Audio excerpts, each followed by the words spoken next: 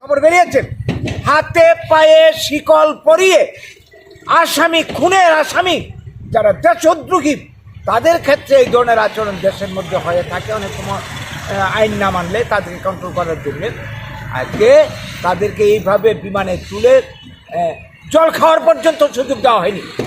বিমানের মধ্যে কী ধরনের তাদের উপর অমানবিক ব্যবহার করা হয়েছে, মানবতা বিরোধী তাদেরকে এই দেশে ফেরত পাঠানো হয়েছে।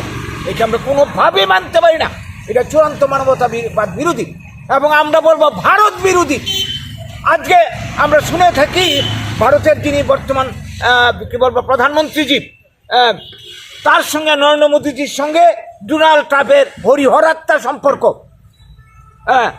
তার বন্ধু, ভালো কথা থাকতেই পারে। আজকে মোদীজি নীরব কেন এই প্রশ্নে?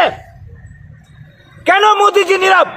যারা দেশাত্মবোধের স্লোগান দেন, দেশপ্রেমিক বলে নিজেদেরকে জাহির করে, ভারতীয় বলে নিজেদেরকে গর্ব করে, আজকে ভারতবাসীদের উপর এই ধরনের অত্যাচার চলছে, তিনি কেন নীরব? কাজেই আজকের দিনে দাঁড়িয়ে আমরা এই যে ঘটনা, এই যে অনুপ্রবেশকের আখ্যা দিয়ে তাদের উপর এই ধরনের অমানবিক আচরণ করা হলো তার নিন্দা করছি। সাথে সাথে মোদিজির এই যে নীরবতা, এই নীরবতাকে আমরা মেনে নিতে পারছি না।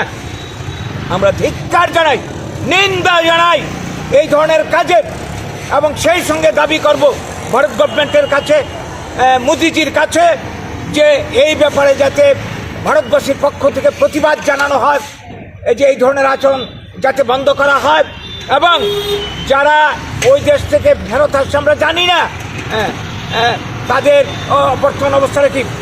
আগামী দিনে হাজার হাজার মানুষ শোনা যায় তাদের কথা এই দেশে ঠেলে পাঠাবে। যদি তা করা হয়, তাদের এই দেশে যাতে পুনর্বাসনের ব্যবস্থা করা হয়, ক্ষতিপূরণ দেওয়া হয়, এবং যদি কারোর প্রতি অবিচার করা হয়, অন্যায় করা হয়, আমেরিকার এই ব্যাপারে আন্তর্জাতিক আইন অনুযায়ী যাতে মোদিজি তার সুরাহার জন্যে এটার বিচার প্রার্থনা করে আমরা এই দাবি জানাবো। এবং এই দেশবাসীর কাছে আমাদের আবেদন, এই ধরনের অন্যায়ের বিরুদ্ধে আমরা কেউ নীরব থাকতে পারি না। প্রত্যেকের উচিত